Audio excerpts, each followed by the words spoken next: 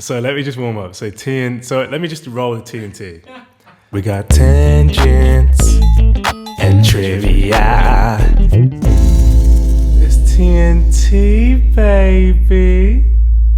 That's how I treat them. Buy your way out of jail, but you can't buy freedom. We buy a lot of clothes, but we don't really need them. To hide and cover up what's inside. I can't remember the rest of it.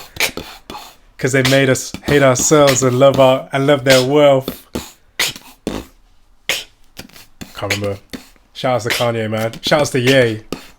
Yeah, I mean... I miss the old Kanye. Yeah, I mean, I did want to touch on Ye, to be honest, so that's what I was kind of trying to make sure we didn't, confuse it in that section, but... Oh, Ye? Oh, Ye? Ye. What are you saying? It's just, like... It's mad when, like... I really liked one of his albums. You know, the one that's got... I think it's got Gold Digger on it, I can't remember, but it's got this song on it called, like... He's driving home, no only way. It's too late, she's gone, boom, boom, boom, boom, boom, boom, boom. I don't think that's the one with the Gold Digger on, you know. I think that might be something even. I don't know, but yeah, it's good. Kanye's sick. Like some of his beats that he's done are sick. Like the game wouldn't get popped. Oh yeah, yeah. But a lot of people don't know that about Kanye, do they? You know, the documentary as well is Kanye actually started as a producer, and he was airtight. And some of the people that you've listened to, he's probably producing Jay-Z. So basically he got signed by Rockefeller as a producer rather than a rapper. He wanted to be a rapper, and then no one would let him be a rapper. Yeah, they used to laugh, mate. So he just ended up he just went and put a song out without him, and they were all like, what the fuck? Yeah. And that was the I'm gonna spit it through the wire, mate.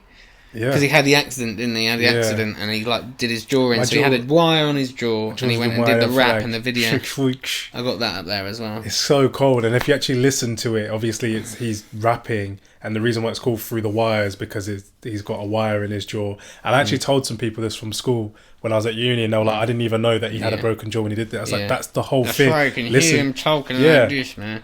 I used to, what was it? I said pancakes or something. I just sip the scissor. Yeah. That right here can make a same man. Yeah. That right here can make a same man bizarre. Like, listen to the lyrics. Because Mr. A is meant to that. It's so lit, man. Yeah, like Kanye was sick. I mean, I remember my dad didn't really like him because he didn't really like Kanye or Jay-Z or anything back then. I think he was more just being jealous because of Beyonce, to be honest with you. But, yeah, I think the personality they had was being a little bit too like, look at me, mate. For sure. But I'd never really thought of it. Them guys like I used to really like Kanye, basically his music anyway, and then he just got caught up in the whole Kim Kardashian thing, and I think I stopped kind of liking his music. Don't know what album it was, but he started doing a bit too much like 808 stuff, and it got a bit too objet d'art. What do they call it? Not objet d'art.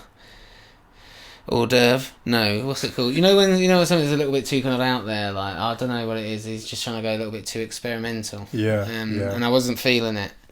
I mean, there's for me there's a natural evolution of Kanye, but I think and his sound it has to, but I think something that I sometimes massively feel impacted him is obviously what happened with his mum and her passing just like by shock. Because if you look at the documentary, if you look at things to do with him, she's an anchor, and I don't just think she's an anchor just as a person for him, but like as a mentally stabilizing, keeping him in check. I think he would have been so much better off if he'd married before he got famous and had a wife that could have been his kind of like rock, the same way as his mum was. But he's going to struggle to find that person now he's as big as he is.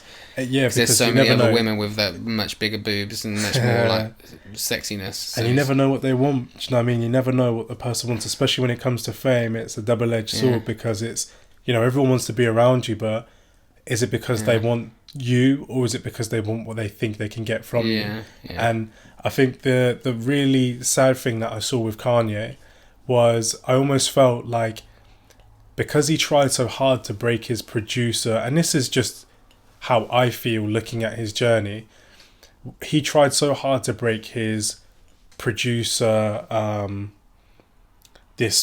stigma that he had. You know, he wanted to be more, and you could tell how hungry he was by the documentary. You could tell how hungry he was by the passion in all of his lyrics and his really, really early work. And I almost feel like as we start to go through, he almost starts to lose that passion of work. Do you know what I mean? Like what he's saying in those first two albums, to me, it resonates on a very societal and cultural level. And I'm not saying that Kanye always has to be a conscious rapper, but I almost felt like when he was telling us stuff, it was from here. It was telling us it was like Pac, you know, like Pac would make these stories that it'd be like Brenda's got a baby, and that's all about, you know, a young girl that was, I think it was, she was sexually assaulted at a young age, had a kid really, really young, and that was something that was very real for a lot of American women at that time, and maybe still is, but on hopefully on a lot less scale. But Kanye was like, there was that in everything, and even when he didn't say things consciously, he almost breathed over his lyrics very conscious. It was weird. And if you listen to his work and you actually watch him as a person, and you start to see him progress into his later stages, you do start to see almost like that hunger is not in his eyes anymore. You can even hear it in the way that he speaks, you know, like on a normal everyday, he's like, and obviously he has them times, you ain't got the answer, Sway. You ain't got the answer, Sway. Yeah, I mean, yeah, you're right. He's like, Sway had the answers. Have you seen that? Yeah, I've seen the interview where he goes mad, yeah. No, but then there's a one in the future, and he's like, Sway was right. He had the answers. No. But that's the saddest thing, because I look at him, and you know when he's doing that boasty stuff, and he's doing this highlight braggadocious thing. For me, when I've always thought, wow, he does some really like dumb, crazy stuff. And then you actually sit there, and I've actually watched the interviews and where he's reviewing what he actually meant. And a lot of the time his logic behind things is really, really interesting. He is such an interesting character to me. And even the point where he's like, I put myself on this pedestal here because I find it so weird that people don't want to celebrate their excellence. They want to be humble about everything. Oh, Naeem, you're so good at this, or you're so well dressed. And I'm like, oh, stop. I'm like, thank you so much. It's like, no, celebrate that, because that's something that naturally, you know, that you do that well. So why would you always be like, oh, come on, man? But I think his delivery and the way that he does this stuff is not widely accepted by most of us. I think it's like, to be creative, it's always good to have like confidence, so then you're kind of assertive with the decisions that you're making. 100%. Well, in anything that you're doing, to have this confidence about what you're doing, but then at the same time, I think it's to have the right amount of self-doubt at the right times and stuff. So yeah. That's why maybe like bipolar people are good artists, because at times they create really good art and they just kind of do it just because they're just like in the moment to do it, and then sometimes they have self-doubt, and that's when you kind of, in my moments of like doubt, when I'm in a good mood, I'll be like, oh yeah, this is gonna make a load of music or whatever. If I'm in a bad mood, I'll make shit music, so that's my time to go and learn from other people and kind of like try and like work on other things. And we also have to remember as well, some musical artists make some of their best work from some of their biggest pain. Yeah. You know, like some of the most painful periods, a lot of people have made some really, really amazing music. It brings out something different in you, it really does. It's really interesting as that happens. It was something that you said earlier on, and I was going to add something to it, but I've completely forgot what I was going to say. No, it's because I finished it. I made the point so well that you were like, there's nothing I can add to that. Yeah, there's nothing. I can't put the cherry on top. There's nothing. So you wanted to bring up the subject of Kanye. Yeah, I mean... Is there anything in particular you wanted to discuss? It's just one of those things, it's just like... When... I suppose we kind of touched on it anyway, like people being idolised and stuff, but from the other perspective, like... Yeah, it's a weird when you kind of I've like idolised Kanye for a long time as like a musician and producer and stuff like that, and then in other like ways, like his clothing, like his shoes are shit and whatever, and his music started getting a bit downhill, and then I suppose it's not so much Kanye for me, I guess is what I'm saying, but for other people, like people really like that guy, like and idolise him, but. I don't know. It's just that idolising people isn't healthy because he's not. No one's fucking right in everything that they do. Do you know what I mean? It's just sometimes he managed to capture some really good music at a certain point in time, and then now he's almost like, would he have even been where like if he didn't put that music out and then he put that out, like all the later stuff, would that have got anywhere? And would he have done all the clothing stuff and been able to be in the position to be, you know, going mental because he's got this fucking crazy bitch family wife or whatever, I don't know, or like making these comments and then getting banned from Twitter and stuff like that, like. It's yeah, I understand what you mean. I think the thing is about idolizing anyone is the real person that people need to idolize, if I'm brutally honest, is themselves. Yeah. And they need to elevate themselves, because a lot of people look elsewhere for, I guess, there's almost like this admiration when really we need to admire ourselves, and with admiring ourselves we can elevate ourselves. Now, the way that I view a lot of these people is they had such an appreciation and a drive for something that they were good at, and they took a chance. And I feel like if you're always looking up at these people, you're never actually looking at the opportunities in front of you. That's a huge one that people always miss. In line with, I don't think it's bad to idolize people to an extent in wanting to surpass them. Do you know what I mean? Because people can be seen as like a blueprint. So someone like Kanye, for instance, it wouldn't be bad to idolize and go in a sense of, you know what, I can see that from his perspective, he used music as a vehicle to get into deeper fibers of society. So like now obviously he's in fashion, he's doing other things. And for that aspect of, that's rather than idolizing, that's more influencing. Do you know what I mean? People can be a very positive influence, but you have to remember that you should use influences as a benchmark to surpass and show you what's possible if you lock in and do something. Now, just with you talking, I kind of feel like, I think the kind of people that would idolise someone as opposed to just be influenced by someone, like, are the kind of people that don't really, like, we're influenced by someone because we've got our own opinions on stuff, and we go, oh, that was really cool, that I think that's really cool, I'm going to take a bit of that into what I'm going to do. Other people that idolise someone are the kind of people that are like, it's oh my god, everybody really likes this guy, I like him too. No, he's my favourite. No, he's my favourite now. And then they might lock into this person being their favourite idol, and they're kind of like, no, I'm going to stick with this now. And this person never does anything wrong. They're almost like this messiah-like figure, which isn't healthy. You don't have your own opinion. You just kind of going, oh, that person was popular, so I'm going to go with that. And then you're too embarrassed to change your mind at a certain point, maybe, to move on to whatever. And that's pride, man. And that's what I was going to say, actually. One thing that I really enjoyed in Kendrick's new album was there's a bit where he does like a lot of spoken word throughout of it, and there's like someone clapping, and it's like, Kendrick did this, but he is not your savior. Such and such did this, but he is not your savior. And it's basically saying, we are just ordinary people that have just done something, like potentially extraordinary or just very normal to them. Like we're just people like you. We're not. We're making music because we like making music, and we're trying to make cool videos and stuff. So you notice the music and stuff, rather than going, oh, this guy's been Kendrick's like amazing. Like, I'm gonna go see him, man. I'm seeing him next week, so I'm gassed for that. Yeah, Kendrick's sick. Yeah, it's right. I appreciate when you got people that actually talk sense like that, like rather than just being like, yeah, I'm the dog. I'm the dog's bollocks, motherfucker. Yeah. Well, his old album, when I actually deeped it, because I listen to a lot of things that review music, his old album is really about... Anthony Fantano. What? Oh, right. What? He's the biggest music blogger. No. It's like, it's shouting this one out. Shouting out a podcast on a podcast. Okay. A bit dangerous, isn't it? But if any of you guys are really interested in things like long form music analysis, or digging into already yawning as soon as you start talking about it. Digging in to like lyrics and stuff like that, there's something called the Dissect podcast. It actually goes through some really cool albums. Nah, blood, we can do it better. You give me a song and we'll fucking pick it apart in a more entertaining manner than they can, I'm sure. But yeah, so with that, it was like Kendrick's album was seen or analysed to be going through how past traumas have made him the person that he is. And it's almost like a re-examination of him going through that and going, whoa, yeah, I need to sort this out. I need to address it. It was cool. Really cool. Is that his different voices? Yeah. Herman the Kendrick. You forgot the really squeaky one. What if I do if I'm... He's nuts. Honestly, I love it though. Like, it's weird, but it's so cool. No, that's why I like it. That's why I kind of...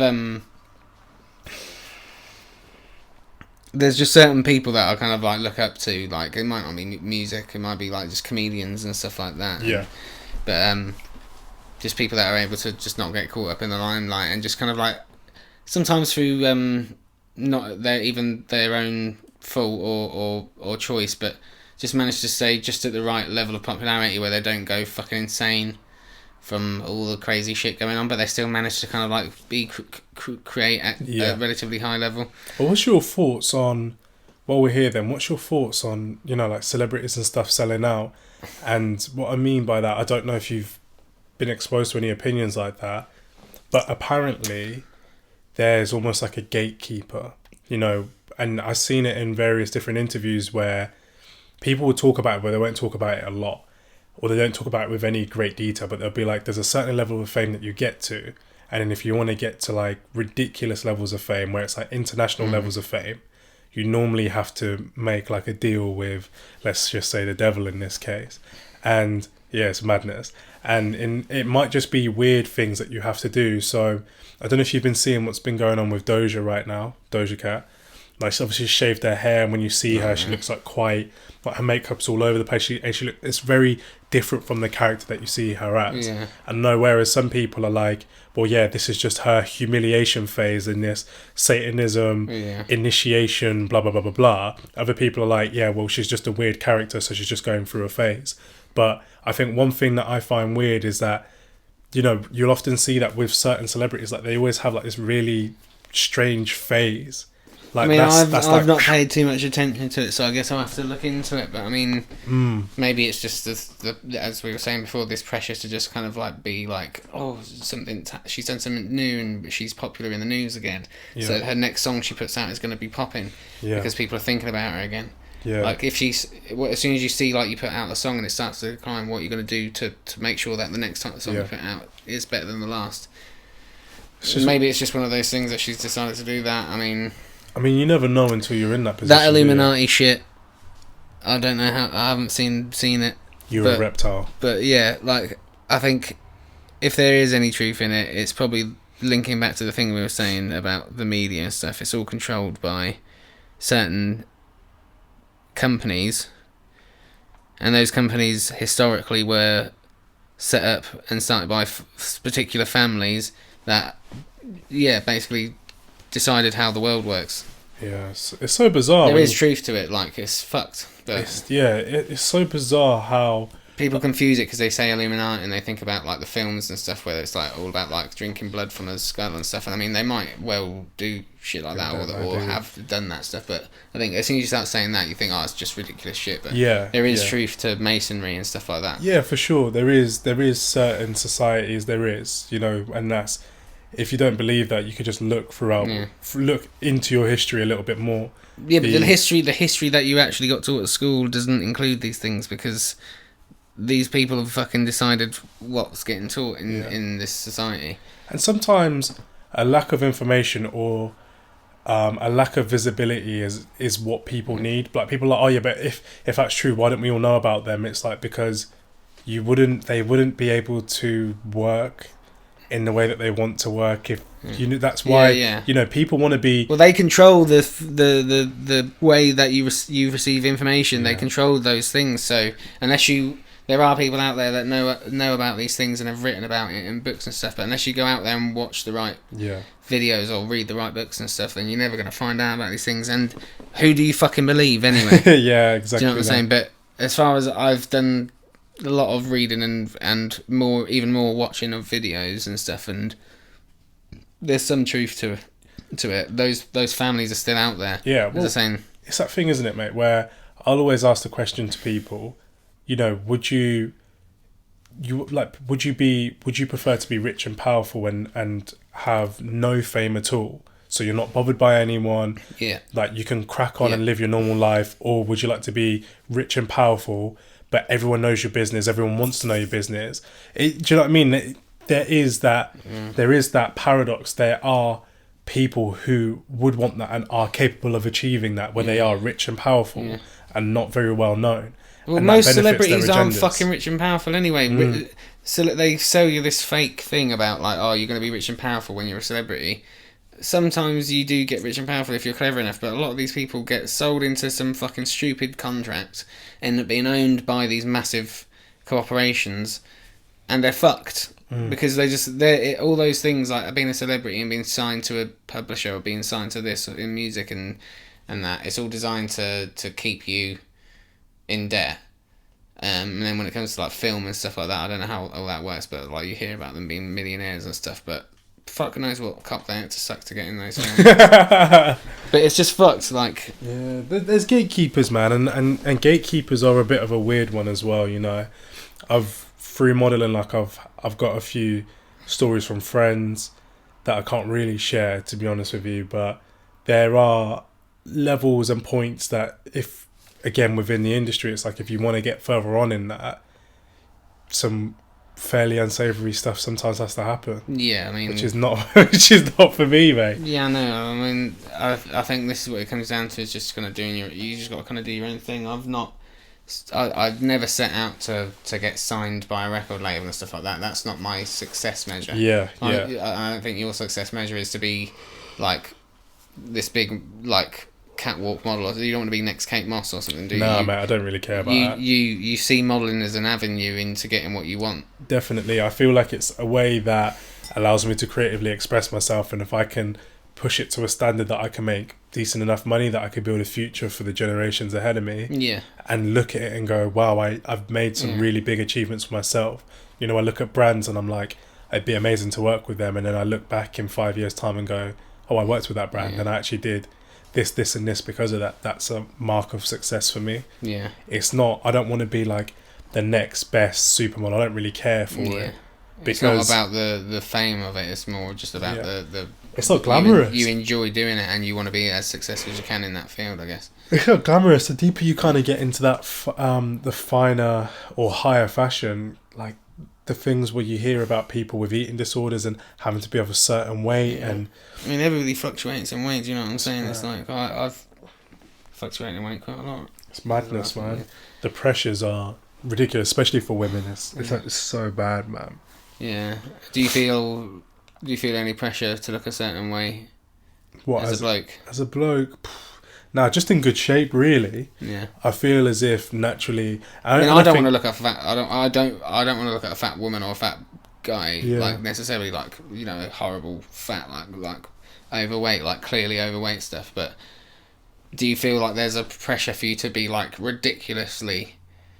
I feel like now it's been a lot more relaxed because of the emergence of plus size fashion and the whole movement to be a bit more inclusive within the modelling world. And I've actually got some amazing like friends within the plus size world. But are they like? I mean, is it you either have to be the extreme of, not extreme, obviously they're not. It is basically that. You have to kind of be either ridiculously toned or ridiculously that way. So I find that it's become a lot more lenient with what people see as like toned or athletic.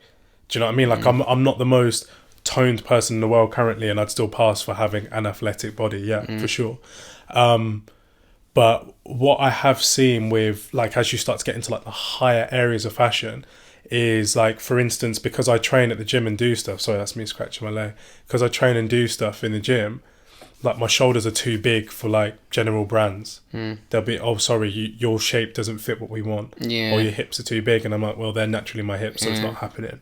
So my next thing or my next step within anything I'm doing... He's going to bandage your shoulders up. No, I'm just going to become a brand, mate. Because what you realise is regardless of your shape, whatever you look like, brands want to work with individuals and brands that they believe they can get more out of. Yeah. So my whole thing is to go above and beyond just being like your normal everyday model begging for work and actually have the work turn around and beg me to work for them and work with them. That's my next step. So if I'm a big brand in 2 years' time, don't be surprised I said it here, baby. Well, that's what I've always wanted to go and start my own clothing brand, because I've never felt like I don't think I've ever bought a bit of clothing. I was like, this is exactly how I wanted it. Do you know what I mean? Yeah, it's like 85% or... It's always like, it's the right pattern, but it's got like a zip on it and I wanted buttons or something like that. Or it's always doesn't fit quite right. It's well annoying, but it's just long, like... We should get tickets to just go to like India or somewhere that's like got really good like manufacturing, and then get a brand going, like get some designs. I reckon we could design some stuff like fuck Kanye West's designs. They're terrible. You're not a fan of Yeezys, nah. No. What about the Yeezy slippers? Like, I like these. Thanks, man. I don't like Yeezy slippers if they're what I'm thinking they are. They're like crazy. They just look like weird Crocs. They're weird, man. They are so disgusting. Weird. When I was in London the other day, it's really funny because like, I'm not looking at people's shoes anywhere really in Northampton, but for some reason in London you always look at people's shoes because you're kind of on the tube. You're like looking down at people's. Cause you don't like. It's apparently it's one of the first things that people look at, your shoes, before they look at the rest of you. Yeah, I mean, I judge people by their shoes. Do you judge people by their shoes? Really? I mean, sometimes. Obviously, it's not the only thing I judge them on, but when you see someone's shoes, like, there's warning signs when you see a bad pair of shoes, isn't there? I'd be like, right, like, if I see, like, wedge platforms, and platforms are becoming more of a thing recently, have you realised? What, with geezers? Like, but just everyone, like, you've seen, like, for instance, some trainers have those Converse, big things, Converse now have got some wedge. Yeah, I mean, that's just, fashion. Every 10 to 20 years, those things come in and out of fashion. But do you remember 10 or 20 years ago, if you saw, let's say you saw someone, like a goth, for instance, big boots and they had, like, you'd be like, rah. I saw that Northampton. You've got, like, a whole fucking, like, tyre of a fucking tractor. It's mad. But now, if I see that, I'm just like, yeah, cool. Like, it's not an issue. Yeah, I if I saw people wearing those emo ones, then I'd be like, I'd still take notice. There's no excusing those bad boys. But no, I mean, when you see people wearing the big fat trainers or whatever, it's more common now. So I'm just like, okay, I don't go fucking hell. Where'd you get those from? I'm like, you got those from fucking Shoe or the office or whatever. But from the scrapyard. I just find myself in London looking at people's shoes more than I do in Northampton, I guess. But you get like a weird mixture of people. Like you have all these posh people working in like with all their like really nice like. You can tell they've literally worn those shoes like twice before. They're just well expensive leather shoes. You got the people that are obviously like the working man that are kind of wearing the business suits with these like leather shoes they've had redone like a million times. You know what I mean, they're trying to last it. Some of the fucking worst trainers I've ever seen in my life. Like, you got these new trendy ones, you got people wearing, like, Lonsdales and stuff like that. Yeah. But I've noticed, like, I didn't see them in London, but you see them in Northampton. You remember people, there was, like, those is it Lonsdale ones where they look like strap over to the side like that? Yeah, Do you remember those things? Oh, what was going on there? They're madness. Yeah, I think you're right about... I look at people's fashion a lot more in London because it's so diverse and so different because London's a huge melting pot. There's so many different cultures there. There's more people literally just walking down the street in a busy street in London. It's like, fuck, I've just walked past more people in that 10 minutes than I have in the whole day in fact, it's in a whole week in people. That's why you have to have fucking shit underground, mate, because there's just not enough room on the ground for all the people moving about. It's mad. Like, coming out on Oxford Street or just somewhere like that, you just go, Jesus fucking Christ. It's like a horde, man. It's just horrific. It is. And then, like, I don't know, I love going down there and stuff, but it's just funny how many people, as I say, you kind of, like, walk past these people and you see, like, these geezers from Liverpool, like, come down for a couple of years, mate, have a walk around.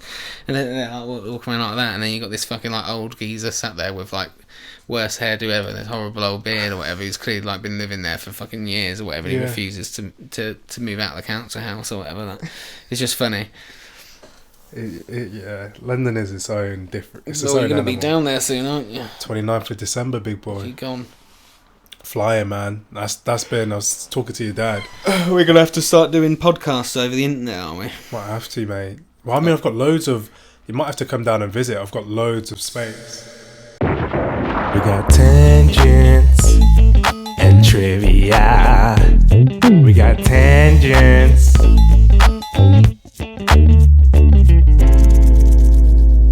Naeem and Sammy be on TNT.